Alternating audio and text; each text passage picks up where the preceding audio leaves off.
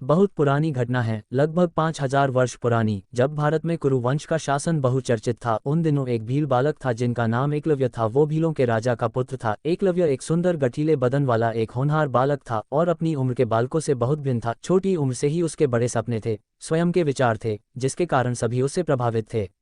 एक दिन भील राजा अपने पुत्र एकलव्य को बड़ी गंभीरता से देख रहे थे और विचार में थे। एकलव्य उन्हें बहुत खोया खोया और बेचैन दिखाई दे रहा था। अन्य बच्चों की तरह उसका मन बचपन की शरारतों में नहीं, बल्कि किसी उलझन में उलझा दिखाई दे रहा था। पिता पुत्र एकलव्य से इस गंभीरता का कारण पूछते हैं। तब एकलव्य अपने दिल की बात अपने पिता से कहता है, पिताजी, मैं एक धनुर्धर बनना चाहता हूँ और इसकी शिक्षा मैं गुरु द्रोण से लेना चाहता हूँ। यह सुन पिता सोच में पड़ जाते हैं। उन्हें पता है कि गुरु द्रोण राजकुमारों को ही शिक्षित करते हैं और भील जाति को विद्या देना गुरु द्रोण के धर्म के विरुद्ध है। लेकिन एकलव्य के मुख पर धनुर्धर बनने की जो प्रबल इच्छा थी, उसके आगे पिता कुछ कह नहीं पाते और अपने पुत्र को गुरु द्रोण के पास जाने की आज्ञा दे देते हैं।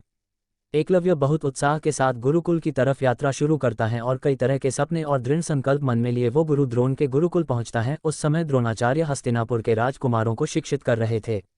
जब एकलव्य गुरुकुल में प्रवेश करता है तो उसकी आंखें तेजी से गुरु द्रोण को ढूंढती हैं। उसने कभी द्रोण को देखा नहीं था, लेकिन उसके अंतरपटल में उनकी एक विशेष छवि थी और वो उसी छवि को ढूंढता है। उसे आश्रम के प्रशिक्षण क्षेत्र में एक बालक के साथ गुरु दिखाई देते हैं जो उस बालक को धनुर्विद्या का पाठ सिखा रहे थे। एक झलक में ही एकलव्य को एहसास हो जाता है कि यही है उसके गुरु द्रोण जिनसे विद्या लेने वो अपने घर से इतना दूर आया है। एकलव्य गुरु द्रोण के समीप जाकर उन्हें प्रणाम करता है। एक अपरिचित चेहरे को देख गुरु द्रोण प्रश्न करते हैं, पूछते हैं, तुम कौन हो, जिसे मैंने कभी अपने आश्रम में नहीं देखा। एकलव्य विनम्र भाव से हाथ जोड़कर उत्तर देता है, हे गुरु श्रेष्ठ, मैं भील राजा का पुत्र एकलव्य हूँ और आपसे धनुर्विद्या सीखने की इच्छा लिए बड़ी दूर से आया हूँ। द्रोण कहते हैं, तुम भील हो, अर्थात शास्त्रों के नियमानुसार तुम एक शूद्र जाति के बालक हो। हे बालक, मैं एक उच्च कुलीन ब्राह्मण हूँ और शास्त्रानुसार मैं केवल उच्च कुल अर्थात राज परिवार एवं ब्राह्मण के बालकों को ही शिक्षा दे सकता हूँ और यही मेरा धर्म है। मैं तुम्हारी कोई मदद नहीं कर सकता, यह मेरे धर्म के विरुद्ध होगा। एकलव्य को गुरु की बातों का बहुत गहरा आघात पहुँचता है।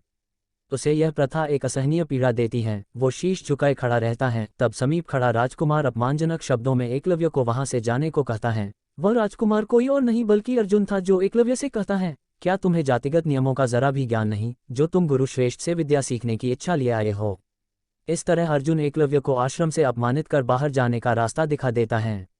एकलव्य भारी सा मन लिए आश्रम से बाहर निकल जाता है, लेकिन उसके धनुर्धर बनने की इच्छा में लेशमात्र का भी परिवर्तन नहीं होता, बल्कि वो दृढ़ता से अपने लक्ष्य को पाने के विचार में लग जाता है। अपने क्षेत्र में आकर वो जंगल के एक शांत स्थान को चुनता है, उसे स्वच्छ करता है, वहां गुरु द्रोण की एक भव्य प्रतिमा बनाता है और दिन प्रतिदिन उनकी पूजा कर धनुर्विद्या का अभ्यास करता है। अपने गुरु के प्रति निष्काम श्रद्धा के कारण एकलव्य की कला दिन प्रतिदिन निखरती जाती है। वो एक महान धनुर्धर बनने की दिशा में आगे बढ़ता जाता है।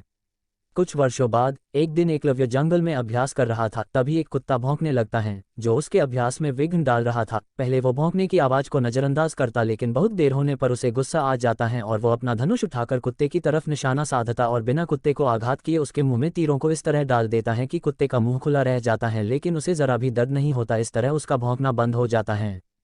उस समय उस वन में कुछ दूरी पर गुरु द्रोण के साथ सभी राजकुमार भी अभ्यास कर रहे थे। तब सभी की नज़र उस कुत्ते पर पड़ती है, जिसे देख गुरु द्रोण आश्चर्यचकित रह जाते हैं और उनके मन में यह जिज्ञासा उठती है कि यह कौन महान धनुर्धर है जिसने इतने अच्छी तरह से इस कुत्ते का भौंकना बंद किया। द्रोण उससे मिलने की इच्छा प्रकट करते हैं और सभी के साथ वन में उस महान धनुर्धर की खोज में निकल पड़ते हैं। कुछ दूरी पर उन्हें एकलव्य दिखाई देता है, जिसे वे पहचान नहीं पाते और पूछते हैं, क्या तुम वो धनुर्धर हो जिसने इस कुत्ते का भौंकना बंद किया। एकलव्य उसी विनम्रता से प्रणाम करते हुए हाँ में शीश झुकाता है। गुरु द्रोण कहते हैं, हे महाशिष्य, मैं तुम्हारे गुरु से मिलना चाहता हूँ जिसने तुम्हें इस काबिल बनाया है। तब एकलव्य शीश झुकाकर कहता है, मेरे महान आदरणीय गुरु का नाम गुरु द्रोण है। यह सुन द्रोण आश्चर्य से कहते हैं, यह कैसे संभव है।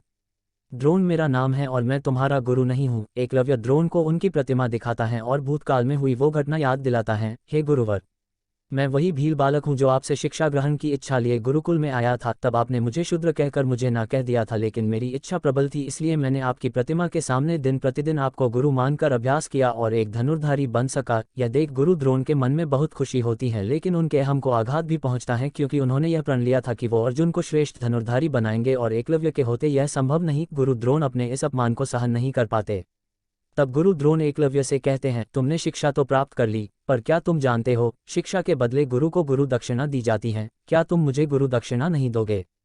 यह सुन एकलव्य बहुत खुश होता है। उसके लिए तो यही बड़ी बात थी कि गुरु द्रोण ने उसे अपना शिष्य कहा और वो कह देता है, हे गुरुवर, यह मेरा धन्यभाग्य होगा अगर मैं आपको शिष्य के रूप में गुरु दक्षिणा दे सकूं। आप जो कहेंगे मैं आपको अवश्य दूंगा। द्रोण कहते हैं, एक बार सोच लो, अगर तुम ना दे सके तो तुम्हारी विद्या व्यर्थ हो जाएगी। एकलव्य कहता है, आप जो कहेंगे मैं प्राण देकर भी दूंगा। गुरु द्रोण बड़ी क्रूरता से कहते हैं, हे महान धनुर्धर, मुझे गुरु दक्षिणा में तुम्हारे दाहिने हाथ का अंगूठा चाहिए। जिसे सुन वहां खड़ा हर एक स्तब्ध रह जाता है, क्योंकि किसी धनुर्धारी से उसके दाहिने हाथ का अंगूठा मांगना मतलब उससे उसकी शिक्षा लेने के बराबर ही था। लेकिन गुरु द्रोण को अर्जुन को ही श्रेष्ठ बनाना था, जो कि एकलव्य के होते नहीं हो सकता था। एकलव्य मुस्कुराते हुए अपने कमर में बंधे चाकू को निकालता है और बिना किसी विपदा के अपने दाहिने हाथ का अंगूठा काटकर अपने गुरु को गुरु दक्षिणा देता है। उसके ऐसा करते ही गुरु द्रोण को आत्मग्लानि होती है, लेकिन वो अपने प्रण के आगे निष्ठुर बन जाते हैं। गुरु द्रोण आगे बढ़कर एकलव्य के शीश पर हाथ रखते हैं और उसे आशीर्वाद देते हैं, पुत्र, अंगूठा देने के बाद भी इतिहास के पन्नों में एक महान धनुर्धारी के रूप में तुम्हें जाना जाएगा। तुम्हारी कथा हर एक मनुष्य के मुख पर होगी जब कोई गुरु दक्षिणा एवं गुरु निष्ठा की बात कहेगा।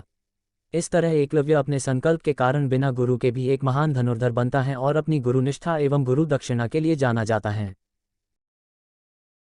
अगर ये स्टोरी आपको पसंद आई हो तो लाइक, शेयर और कमेंट करें, और ऐसी इंटरेस्टिंग स्टोरी सुनने के लिए चैनल सब्सक्राइब करें। धन्यवाद।